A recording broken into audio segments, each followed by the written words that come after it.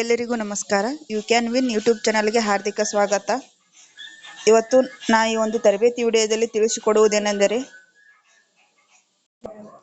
ಈ ಒಂದು ವಿಡಿಯೋದಲ್ಲಿ 1ನೇ ಮಗುವಿನ 2ನೇ ಕಂತಿನ 2,000 ರೂಪಾಯಿ ಬಾಕಿ ಹಣವನ್ನು ಯಾವ ರೀತಿ ಇಮ್ಯುನೈಸೇಷನ್ಸ್ ಡೀಟೇಲ್ಸ್ ಅನ್ನು ಹಾಕುವುದು ಮತ್ತು ಯಾವ ರೀತಿ 2,000 ರೂಪಾಯಿ ಅಮೌಂಟ್ ಬರದೇ ಇರುವುದು ಎಲ್ಲಿ ಹೋಗಿ ಕೂತಿರುತ್ತೆ ಅಂತ ನಾನು ಡೀಟೇಲ್ ಆಗಿ 1 by 1 ತಿಳಿಸ್ತಾ ಹೋಗ್ತೀನಿ. ಅದನ್ನ ವಿಡಿಯೋನ ಕೊನೆವರೆಗೂ ನೋಡಿ. ಸೊ ಇವಾಗ ಡಾಟಾ ಎಂಟ್ರಿ ಅಂತ ಆಪ್ಷನ್ಸ್ ಕಾಣಿಸ್ತಿದೆ. ಸೊ ಈ ಡಾಟಾ ಎಂಟ್ರಿ ಮೇಲೆ ಇಲ್ಲಿ ಕೆಳಗಡೆ ಸ್ಕ್ರೋಲ್ ಮಾಡಿದ್ರೆ update child birth and immunisation details ಅಂತ ಕಾಣಿಸ್ತಿದೆ. ಇಲ್ಲಿ ಚುಚ್ಚುಮದ್ದು ವಿವರಗಳು ಬಂದವ್ರದ್ದು ಈ ರೀತಿ ತೋರಿಸ್ತಿರುತ್ತೆ. ಸೊ ಈ ಫಲಾನುಭವಿದು ಇಲ್ಲಿ ನೋಡಿ, ಇವ್ರ ಲಾಗಿನ್ ಅಲ್ಲಿ 4 ಜನದ್ದು ಬಂದ್ ಕೂತಿದೆ. ಫಸ್ಟ್ನೇದು ನೋಡಿ ಲಕ್ಷ್ಮೀ ಮಾಂತೇಶ್ ಪೂಜಾರಿ ಅಂತ ಇದೆ. ಸೊ ಈ ರೀತಿ ನಿಮ್ ಲಾಗಿನ್ ಅಲ್ಲಿ ಕೂಡ ಎಷ್ಟು ಜನರು ಚುಚ್ಚುಮದ್ದು ವಿವರಗಳು ಇರ್ತವೆ ಈ ರೀತಿ ಬಂದಿರುತ್ತೆ. ಲಕ್ಷ್ಮೀ ಮಾಂತೇಶ್ ಪೂಜಾರಿ ಅನ್ನೋದ್ರನ್ನ ಚುಚ್ಚುಮದ್ದನ್ನು ಹಾಕೋದು ಯಾವ ರೀತಿ ಹಾಕ್ಬೇಕು ಅನ್ನೋದನ್ನ ನಾನು ಹೇಳ್ಕೊಡ್ತೀನಿ.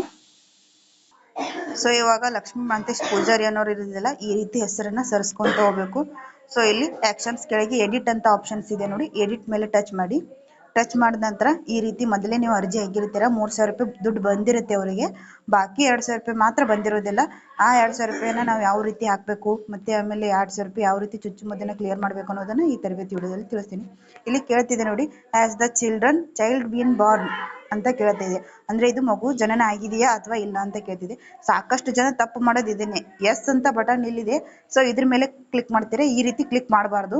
ಸೊ ಇದು ಎದರದ ಆಪ್ಷನ್ ಅಂದ್ರೆ ನೋ ಬಟನ್ ಮುಂದೆ ಇರುತ್ತೆ, ಎಸ್ ಅನ್ನೋ ಬಟನ್ ಇಲ್ಲಿದೆ. ಈ ಎಸ್ ಮೇಲೆ ಕ್ಲಿಕ್ ಮಾಡಿದ್ರೆ ಮಗು ಜನನ ಆಗಿದೆ ಅಂತ ತಿಳಿದಾಗಿ. ಸೊ ಇವಾಗ ಮಗು ಜನನ ಆಗಿದೆ, ಎಸ್ ಅನ್ನೋ ಬಟನ್ ಹಿಂದಿದೆಯಲ್ಲ, ಸೊ ಇದನ್ನ ನಾನು ಕ್ಲಿಕ್ ಮಾಡ್ಕೊಂಡಿದ್ದೇನೆ, ಮಗು ಜನನ ಆಗಿದೆ. ಸೊ ಇವಾಗ actually date of child birth ಅಂದ್ರೆ ಮಗುವಿನ ಜನನದ ದಿನಾಂಕನ ನಾವು ಇಲ್ಲಿ ಹಾಕ್ಬೇಕು. ಮಗುವಿನ ಜನನ ದಿನಾಂಕನ ನಾವು ಹಾಕ್ತಿದೀವಿ. ಸೊ ಇವಾಗ ನಾನು ಮಗುವಿನ ಜನನ ದಿನಾಂಕ ಹಾಕಿದ್ದೇನೆ. ಇಲ್ಲಿ number of children born in this pregnancy ಅಂದ್ರೆ ಈ ಒಂದು ಪ್ರೆಗ್ನೆನ್ಸಿಯಲ್ಲಿ ಮಗು ಎಷ್ಟು ಜನನ ಆಗಿದೆ ಅಂತ ಇದು ಕೇಳ್ತಾ ಇದೆ. ಸೊ ಇದು ಒಂದು ಪ್ರೆಗ್ನೆನ್ಸಿಯಲ್ಲಿ ಒಂದು ಮಗು ಜನನ ಆಗಿದೆ, ಅದಕ್ಕೆ ನಾವು 1 ಅಂತ ಕ್ಲಿಕ್ ಮಾಡ್ಕೊಂಡಿದೀವಿ. ಸೊ ಇವಾಗ next type of institute of child birth ಅಂದ್ರೆ ಈ ಹಾಸ್ಪಿಟಲ್ ಮಗು ಎಲ್ಲಿ ಹುಟ್ಟಿದೆ, ಅಂಗನವಾಡಿ ಸೆಂಟರ್ ಅಥವಾ government hospital, home, other private place ಅಥವಾ ಬೇರೆದು ಯಾವುದು. ಇದು ಮಗು ಗೌರ್ಮೆಂಟ್ ಹಾಸ್ಪಿಟಲ್ ಅಲ್ಲಿ ಹುಟ್ಟಿರೋದ್ರಿಂದ ನಾವು ಗೌರ್ಮೆಂಟ್ ಹಾಸ್ಪಿಟಲ್ ಅನ್ನ ತೆಗೆದುಕೊಳ್ತಿದ್ವಿ. ಇಲ್ಲಿ name of the institute of child birth ಇದನ್ನ ಹಾಸ್ಪಿಟಲ್ ಅಂತ ಟೈಪ್ ಮಾಡಿದ್ದೀನಿ. ಸೊ ನೆಕ್ಸ್ಟ್ ಇವಾಗ ಮಗು ಹೆಣ್ಮಗು ಆಗಿರೋದ್ರಿಂದ ಫಸ್ಟ್ ಚೈಲ್ಡ್ ಅದು ಗಂಡ ಹೆಣ್ಣ ಅಂತ ಕೇಳಿರುತ್ತೆ. ಸೊ ಇದು ಮಗು ಹೆಣ್ಮಗು ಆಗಿರೋದ್ರಿಂದ ಮಗು ಹೆಣ್ಣನ್ನು ಕ್ಲಿಕ್ ಮಾಡುತ್ತೀನಿ. ಇವಾಗ ಈ ವ್ಯಾಕ್ಸಿನೇಷನ್ ಗಿವನ್ ಇದೆಯಲ್ಲ, ಈ ವ್ಯಾಕ್ಸಿನೇಷನ್ ಚೌಕ್ ಡಬ್ಬಿ 4ನ ಟಚ್ ಮಾಡ್ಕೋಬೇಕು ನಾವು, ಯಾಕಂದ್ರೆ ಈ 4ದು ವ್ಯಾಕ್ಸಿನೇಷನ್ ಡೇಟಾ ಏನು ವ್ಯಾಕ್ಸಿನೇಷನ್ ಆಗಿರುವಂತ ದಿನಾಂಕಗಳನ್ನ ಹಾಕಬೇಕು. ಸೊ ಇವಾಗ ವ್ಯಾಕ್ಸಿನೇಷನ್ ದಿನಾಂಕಗಳನ್ನ ಹಾಕೋಣ. ಸೊ ಇವಾಗ ಈ ಮಗುವಿಂದು 4 ವ್ಯಾಕ್ಸಿನೇಷನ್ ಡೇಟ್ಸ್ ಅನ್ನ ನಾನು ಕಂಪ್ಲೀಟ್ ಆಗಿ ಹಾಕಿದ್ದೇನೆ.